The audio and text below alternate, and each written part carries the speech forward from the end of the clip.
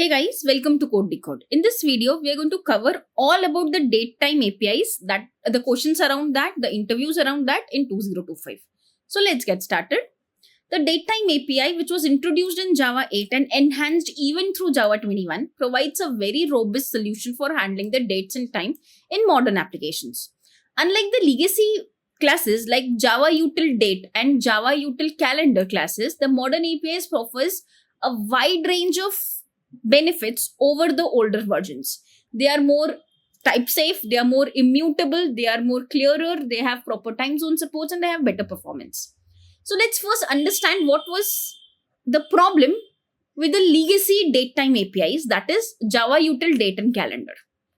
The old classes like date, calendar, simple date formatter were not thread safe. They were mutable. They were confusing because their months start from 0 rather than from 1 to 12. They were 0 to 11, which was very confusing, which by mistake adds a kind of lot of bugs by the developers.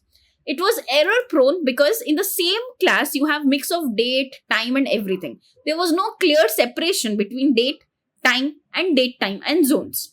Also, there was weak zone handling. There was poor readability. I'll tell you how. So earlier, when we used to have the date object, there was a mutability problem. What does that mean? So when you do date equals to new date and we print the original date, then if we add 1 lakh or 10 lakhs L to this particular get time, you will get a modified date. Truly speaking, when you have a date object, you get the time and you add some milliseconds, then you get a modified date. That means you are able to modify the original date. It would have been the immutable one, you would not be able to modify it like that. So the only problem with mutability is you are in danger of changing your original date, which was very bad for multi-threaded application. Hey guys, recently we have launched a course covering an end-to-end full stack application using Angular as front end and microservices and Spring Boot as the back end. Also, we have used Cloud to deploy this application, and we have used CI/CD, that is Jenkins and Argo CD, for continuous integration and continuous deployment. The technologies that we have used is REST, RESTful Web Services, Spring Boot and microservices for backend, Angular for front end. GitHub we have used for version control system. Also, to make the code unit testable, we have used JUnits. We have used Sonar for code quality checks.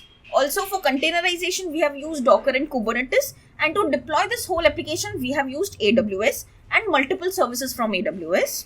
Also, we have used SQL as well as NoSQL, that is MongoDB and SQL.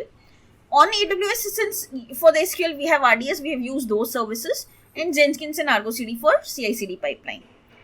Also, this is an architecture of the application that we have created where the front end is Angular and the back end is microservices. We have used ALB load balancers, Ingress for routing and load balancing. And we have used SQL and MongoDB for SQL and NoSQL DB management with Eureka Server and all those microservices counterparts. Now, this is the CI/CD pipeline. This is the CI/CD flowchart for the application that we have created on local. So this is something, a flow when you create an application in local, push it to GitHub, create a Jenkins pipeline and do the CI/CD using Jenkins and Argo CD. And at the end, deploy the whole code at AWS EKS. Complete description of this course is covered in a very separate video. The link for that video is also given in the description bar below. And also the link to purchase that course from Udemy is also in the description bar below. So please go and check the description for all these links. Second was a confusing API. So when you want to have a calendar object, you set the calendar object to 11th of January 2025. You have to start the month with 0 and not with 1. That is 0 for January. It was confusing because months start from 0. That is 0 is for January, 11 is for December. And many developers like us accidentally creates a lot of bugs because we thought January is 1, December is 12. The third issue was that was thread unsafe with the formatting. So what was the date formatter for us? That is simple date formatter. Now, when multiple threads try to run a task where they are trying to format your new date, you will mess up because it is not thread safe and lead to corrupted output. Now, what is so good with Java 8 plus datetime APIs? It is immutable. There is a clear separation and there is readable API and quite much more fluent. For example, it is immutable and safe. That means, first of all, let's understand what these are.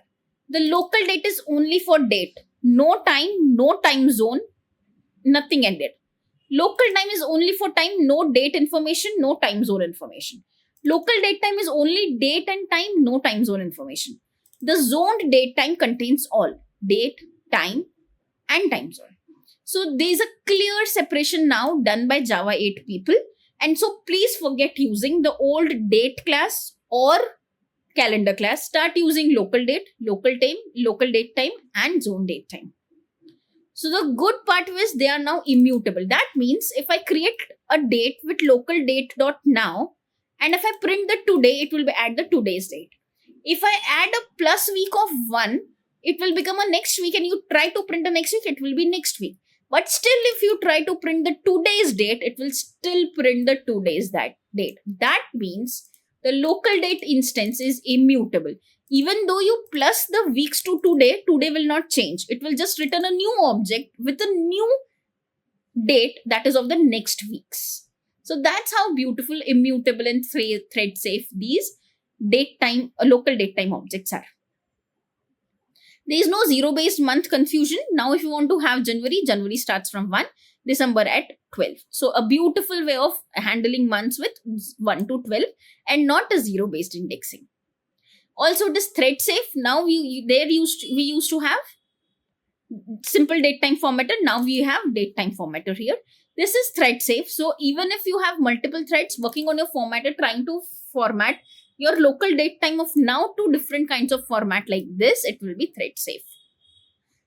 So the bottom line is your old APIs were mutable. They were confusing because it was zero-based indexing for the months. They were not thread safe and they was hard to work with. While the new APIs is immutable, they are thread safe, they are clear types with local date time. They have easily formatted and parsed, they have proper time zone supports and much more readable. Now you would ask me, how I used to, in the legacy way, code and how now you should code. So suppose if you want to get the today's date, what you used to do, you used to use the old date and calendar classes, which now you should not use. Initially, you used to use date today equals to new date and print it. So this is how it prints not just the date, day, time, but also zone information. Worst way of denoting any date. If I want date, I should only get date. So now, in the beautiful modern world, you have local date. So the local date dot now gives you only today's date, no time information, no zone information, no days information. No Friday, no 3:30 p.m., no Indian Standard Time. If you want date, you get the date. That is local date for you. So clearly it shows only date. If you want to now add days to a current date, for example, if you get the calendar day, you want to add 5 to the month and get the time. This is how you use the calendar object. While in the model way, it is very simple. You get the local date as today's date. You plus days as 5 in the today's date and you will get the future date. This is how immutable and beautiful and easy to read this whole code is. You can see this was your code where you get the instance with the calendar of day month, you add 5 and get the time. Doesn't make any readability sense to me. While when I read this, the local date dot now gives me today's date. When I plus 5 days to today's day, I get the future date. Something very simple, very readable. Also, parsing and formatting initially was like with simple date formatter, where you format this particular date in this way, while now it is thread safe with date time formatter like this, where you give the pattern, you parse the date, and with the given formatter, you will get the local date, and the string, you get the formatted date. Now, when you want to work with time zones, initially you have to work with the time zone like get time zone. So with the calendar, you get the instance of it.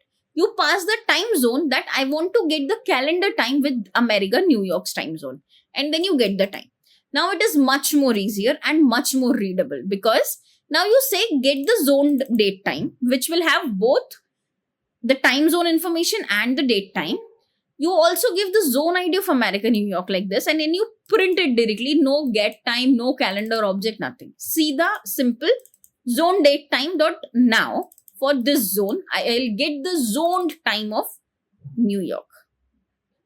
If you want to get the current timestamp, initially you used to do system.current milli timestamp and print it up. Rather, now you do instant.now. You will get the instant time of that point.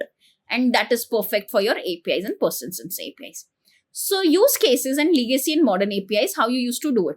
To get the today's date, you do new date, which is very complex. It not just give you date, it gives you day, it gives you time, it gives you zone information, time zone information, everything. If you want date, just do local date. If you want to add anything, you can use calendar.add. Now it is beautifully easy with plus the days, plus month, plus year. As simple as that. Initially, it was mutable and not thread safe with simple date formatter. Now the date time formatter is much more safer. The time zone becomes the calendar plus time zone. Whereas when you want to find the time zones, you can use zoned time date and the zone ID. And you want to get timestamp, then you get the current timestamp in milliseconds. Here it is, because it is right now you want the timestamp, you get instant.now, give me the instant time.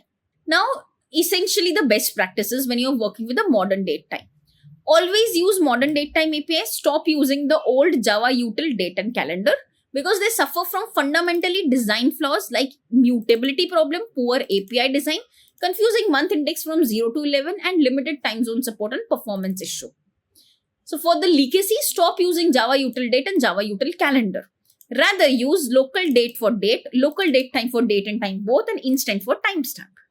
Also, it is very important to choose the right class for your use case. Suppose you want to print and save people's birthday. Don't use date, Java util date. It will not just add the birthdays, it will also add the day, which will always be not very sure for the next year. The day will be the same Friday, Thursday or not.